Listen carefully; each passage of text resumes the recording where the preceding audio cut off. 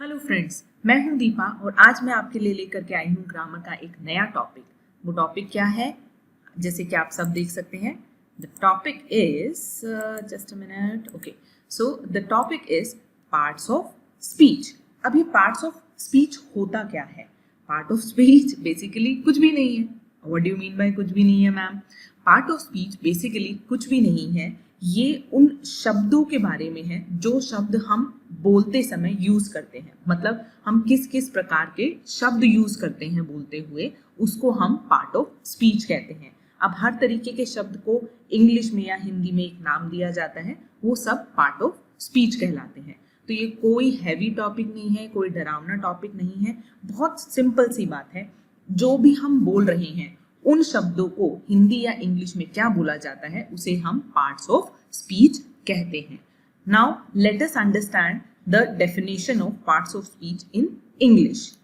Words according to their use are divided into 8 parts which are called part of speech or parts of speech। अब ये part है क्या, आइए समझते हैं।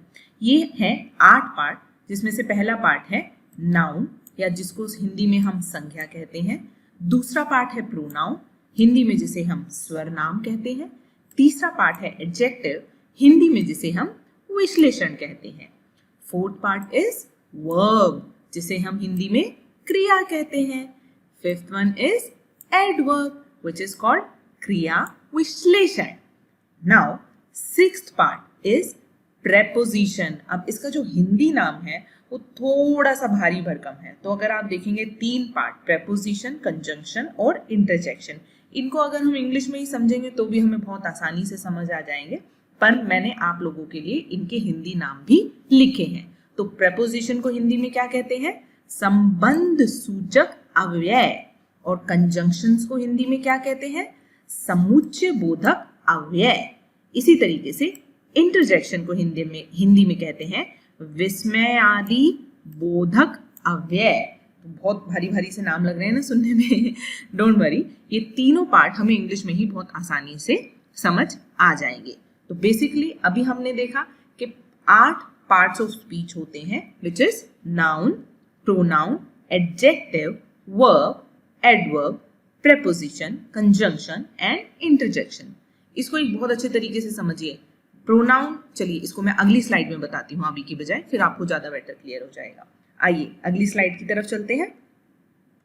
ओके, अब हम इन सभी शब्दों की एक परिभाषा या डेफिनेशन समझते हैं कि नाउन होता क्या है।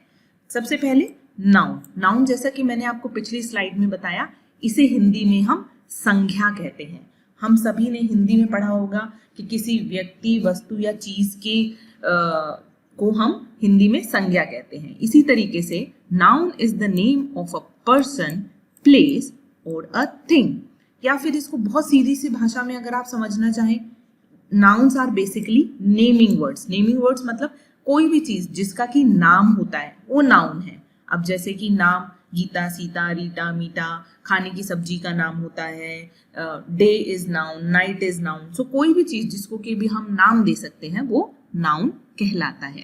एग्जाम्पल के लिए देखिए, सीता इज गोइंग, मतलब सीता जा रही है, और इसमें नाउन क्या है? सीता, क्योंकि सीता एक नाम है। ठीक है दोस्तों, तो इसी तरीके से आते हैं हम प्रोनाउन पे। अब प्रोनाउन क्या होता है? देखो, अब अगर आप इसको ढंग से समझोगे तो प्रोनाउन में नाउन तो छुपा हुआ है। मतलब प्रोनाउन, जिसे कि हम हिंदी में स्वर नाम कहते हैं, वो शब्द होते हैं जो कि नाउन की जगह ले सकते हैं। Pronouns are the words that takes place of noun. Example, he, she, it, they, them, etc. स्वर नाम हिंदी का याद होगा आपको, तो वही चीज है ये प्रोनाउन। जो शब्द नाउन का स्पेस ले सकते हैं, नाउन की जगह ले सकते हैं, उसको हम प्रोनाउन कहते हैं। तो इन वे आप समझो, नाउन और प्रोनाउन क्या हो गए? दोनों फ्रेंड्स हो गए। चल यार, आज मैं नहीं जा सकता पार्टी में, मेरी जगह तू चला जा। तो like that, noun and pronoun. इसको एक एग्जाम्पल के थ्रू समझते हैं। एग्जाम्पल, शी इज गोइंग, वो जा रही है। इसमें शी जो है हमारा प्रोनाउन हो गया। अब अगर आप नाउन का एग्जाम्पल देखें तो उसमें था सीता इज गोइंग, सीता एक नाम है। अब यहाँ पे सीता की बजाय हमने क्या लिख दिया, शी, बिकॉज सीता एक लड़की है तो हमने लिख दिया शी, तो शी इज गोइंग। तो इस तरीके से आई थिंक ये बहुत आपको क्लियर हो गया होगा। प्रोनाउन वो होता है जो नाउन की जगह ले सकता है। तो एग्जाम्पल्स होते हैं प्रोनाउन के, he, she, it, they, them, etcetera. Okay, अब आते हैं हम थर्ड टॉपिक पे, विच इज एडजेक्टिव। एडजेक्टिव या फिर विश्लेषण जिसे हिंदी में कहा जाता है। अब ये एडजेक्टिव या विश्लेषण होता क्या है? वर्ड्स दैट डिस्क्राइब नाउन्स और प्रोनाउंस आर कॉल्ड एडजेक्टिव। वो शब्द जो नाउन या प्रोनाउन को डिस्क्राइब करते हैं, डिस्क्राइब मतलब उसके बारे में कोई विशेष चीज बताते हैं, उसे हम एडजेक्टिव या हिंदी में विश्लेषण कहते हैं। इसका एग्जाम्पल सुनते हैं। एग्जाम्पल, शी इज ब्यूटीफुल, वो बहुत सुंदर है। तो अब कौन सा शब्द है जो प्रोनाउन के बारे में हमें एक कुछ विशेषता बता रहा है? ब्यूटीफुल। तो हमारा एडजेक्टिव क्या हो गया? ब्यूटीफुल। शी इज ब्यूटीफुल या सीता इज ब्यूटीफुल। तो वो शब्द जो हमें नाउन या प्रोनाउन की विशेषता बताते हैं कहलाते हैं विश्लेषण या फिर एडजेक्टिव। Okay sir. सो अब नाउन पढ़ लिया, प्रोनाउन पढ़ लिया, एडजेक्टिव आ गया। Adjective relate to noun and pronoun, उनकी विशेषता बताता है। ठीक है, अब फोर्थ आइटम आता है पार्ट ऑफ स्पीच में, वर्ब। वर्ब क्या होती है? वर्ब होती है क्रिया, जैसा कि हमने पिछली स्लाइड में देखा। क्रिया क्या होती है? हम सबने हिंदी में पढ़ी हुई है। जिस शब्द से कार्य के होने का बोध हो वो क्रिया कहलाती है। ठीक है सर। अब क्या है, ये कहते हैं इंग्लिश में, verb are the action word. The words which show any action is called verb. For example, he runs, वो दौड़ता है। तो इसमें क्या वर्ब है, क्या एक्शन हो रहा है? रनिंग जो है वो एक एक्शन हो रहा है, तो रन हमारा वर्ब हो गया। कोई भी वर्ड जो हमें बताए कि क्या हो रहा है is verb. So verb is basically nothing but the action word. Okay दोस्तों, तो अब आते हैं हम एडवर्ब पे। अब देखिए फिर से, एडवर्ब में भी वर्ब छुपा हुआ है, तो इसका मतलब वर्ब और एडवर्ब भी रिलेटेड होंगे। जैसे नाउन और प्रोनाउन फ्रेंड्स थे, वैसे ही एडवर्ब और एडवर्ब सहेलियां हैं। ठीक है, तो आओ अब हम समझते हैं एडवर्ब क्या है। Words that describe verb are called adverb. वो शब्द जो कि वर्ब को डिस्क्राइब करते हैं उन्हें हम एडवर्ब कहते हैं। Example, he runs fast. अब इसमें फास्ट जो है वो एडवर्ब है। कैसे एडवर्ब है? अगर आप फास्ट पढ़ोगे तो फास्ट किसके बारे में बता रहा है? वर्ब के बारे में बता रहा है ना, तो फास्ट जो है एडवर्ब हो गया विच इज डिस्क्राइबिंग वर्ब। कई बार क्या होता है, अगर आपको किसी लड़की की फ्रेंड के बारे में कुछ पूछना है और वो लड़की आई नहीं है, तो आप क्या करोगे? उसकी सहेली से जाकर के पूछोगे कि रीटा आज सीता क्यों नहीं आई? तो रीटा जो है वो सीता के लिए आपको रिप्लाई करेगी। So the word which relate to the verb is called adverb. ठीक है, तो अब हमने देखा वर्ब और एडवर्ब भी आपस में सहेलियां हैं। पहले हमारे पास एक दोस्तों का पेयर था, नाउन और प्रोनाउन, फिर एक एडजेक्टिव था जो कि नाउन और प्रोनाउन की विशेषता बताता है हमें, फिर हमारे पास एक सहेलियों का पेयर है पार्ट ऑफ स्पीच में, वर्ब और एडवर्ब। ठीक है, तो आई थिंक यहाँ तक आपको बहुत ही छोटी छोटी डेफिनेशन में ये 5 पॉइंट बिल्कुल क्लियर हो गए होंगे कि क्या नाउन होता है, क्या प्रोनाउन होता है, क्या एडजेक्टिव होता है, क्या वर्ब होता है और क्या एडवर्ब होता है। ओके, तो अब हमारे बचे लास्ट के 3 पार्ट। क्या थे वो? PCI, preposition, conjunctions and interjection. ठीक है, तो अब हम पहले पढ़ते हैं प्रेपोजिशन। अब अगर हम वर्ड प्रेपोजिशन को देखें तो हम इससे समझ जाएंगे कि this word is talking about position of a word. अब उस वर्ड की पोजीशन क्या है? प्रीपोजिशन। अगर हम इसको डिवाइड करें, प्रीपोजिशन 2 शब्दों से मिलकर के ये वर्ड बना है प्रेपोजिशन।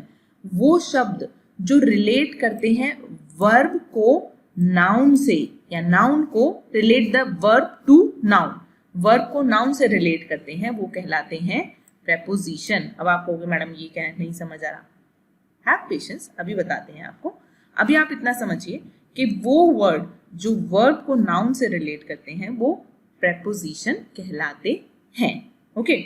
अब second line says preposition always goes with noun and pronoun and is always before the noun or pronoun and that is why it is called preposition. जो मैं आपको बता रही थी ना प्रीपोजिशन. अब प्रीपोजिशन का मतलब क्या है कि ये शब्द किसी शब्द से पहले है.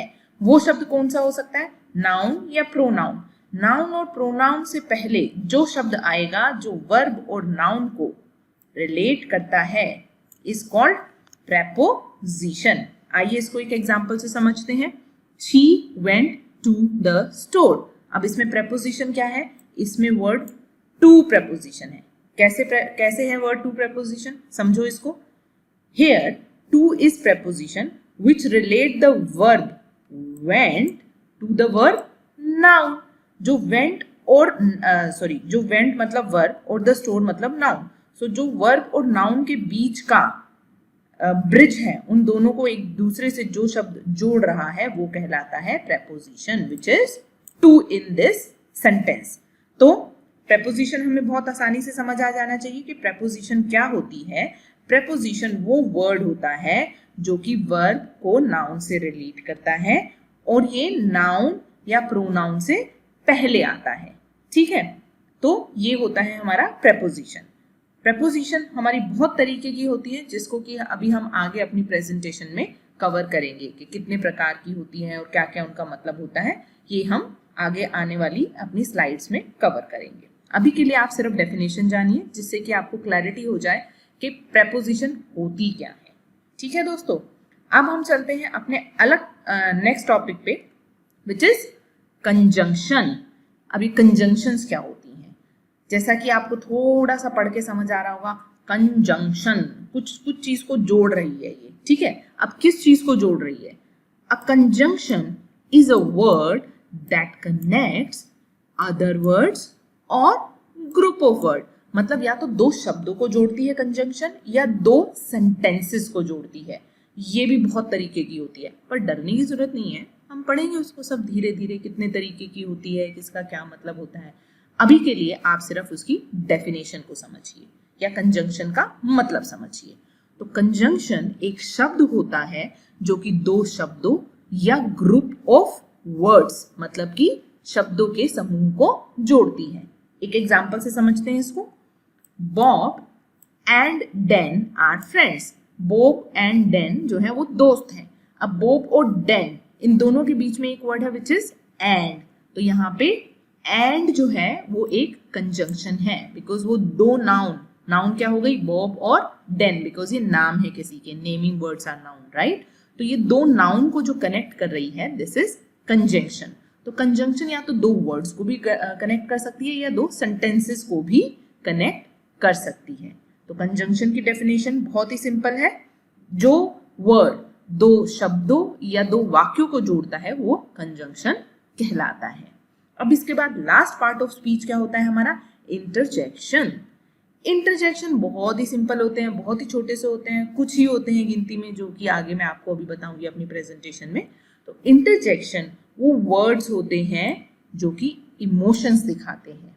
ठीक है, interjections are followed with the exclamatory sign. अगर आपको याद होगा तो हमने हमारी पहले वाली वीडियो में पढ़ा था टाइप ऑफ सेंटेंसेस. एक एक्सक्लामेटरी सेंटेंस होते हैं, ठीक है, जहां पे ये साइन लगता है. तो उन्हीं में जो वर्ड आते हैं जो कि इमोशन दिखाते हैं उसको हम इंटरजेक्शन बोलते हैं. Example, hey put that down. Hey उसको नीचे रखो. तो ये जो वर्ड हुआ हे ये इमोशन दिखा रहा है. अब ये मैं उसको गुस्से में भी बोल सकती हूँ, प्यार से भी बोल सकती हूँ, एक्साइटमेंट में भी बोल सकती हूँ.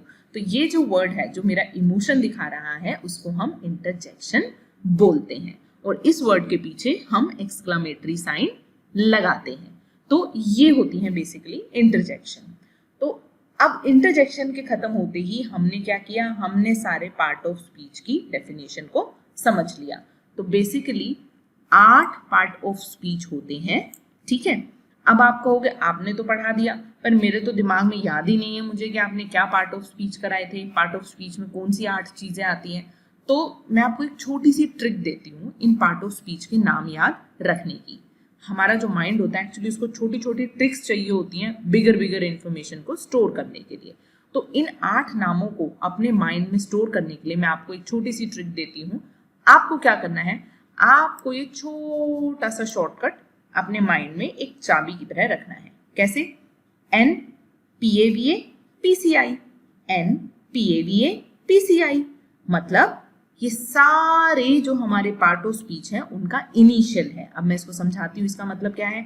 N मतलब नाउन, P मतलब प्रोनाउन, A मतलब एडजेक्टिव, V मतलब वर्ब, A मतलब एडवर्ब, P मतलब प्रेपोजिशन, C मतलब कंजंक्शन और I मतलब इंटरजेक्शन। ठीक है, तो अब आपको याद होगा मैंने बताया था नाउन प्रोनाउन दोस्त हैं और उनकी विशेषता एडवर्ब बताता है। तो N P A V A verb adverb सहेलियां हैं V A, और PCI ये प्रेपोजिशन कंजंक्शन इंटरजेक्शन, ऐसे 3 वर्ड हैं जिनको कि हम इंग्लिश में ही आसानी से समझ सकते हैं। इनके हिंदी नाम हमें थोड़े ज्यादा परेशान कर सकते हैं। तो इस शॉर्टकट को अपने माइंड में रखिए जिसका मतलब है N P A V A PCI। मेरे पीछे पीछे बोलिए N P A V A PCI। तो अगर आप N P A V A PCI को अपने माइंड में स्टोर करते हैं as a key for the name of the preposition और for the name of the part of speech, आपको बहुत जल्दी रिकनेक्ट हो जाएगा कि हमारे पार्ट ऑफ स्पीच के 8 नाम क्या हैं। ठीक है दोस्तों, आज के लिए इतना ही। अब इसकी जो अगली वीडियो होगी पार्ट ऑफ स्पीच की, उसमें मैं आपके साथ डिटेल में प्रेपोजिशंस डिस्कस करूंगी। उसके बाद अगली वीडियो में कंजंक्शन और इंटरजेक्शन डिस्कस करूंगी। तो अभी आप आज के लिए सिर्फ इतना ही याद कीजिए कि 8 पार्ट ऑफ स्पीच होते हैं, उनका मतलब क्या होता है और वो क्या क्या हमारी भाषा में करते हैं। तो बस आज के लिए हम यहीं खत्म करते हैं। जल्द मिलती हूँ आपसे सेकंड वीडियो में। इसके साथ ही अगर आपको मेरा पढ़ाने का तरीका, मेरी नॉलेज अच्छी लगी हो तो प्लीज मेरे चैनल को सब्सक्राइब कीजिए, लाइक कीजिए और आगे इसको अपने दोस्तों में ज्यादा से ज्यादा शेयर कीजिए ताकि मैं और मोटिवेट हो सकूं आपके लिए नई नई तरीके की वीडियो बनाने के लिए। अभी के लिए इतना ही। This is Deepa Goyal signing off. Take care, see you in the next video.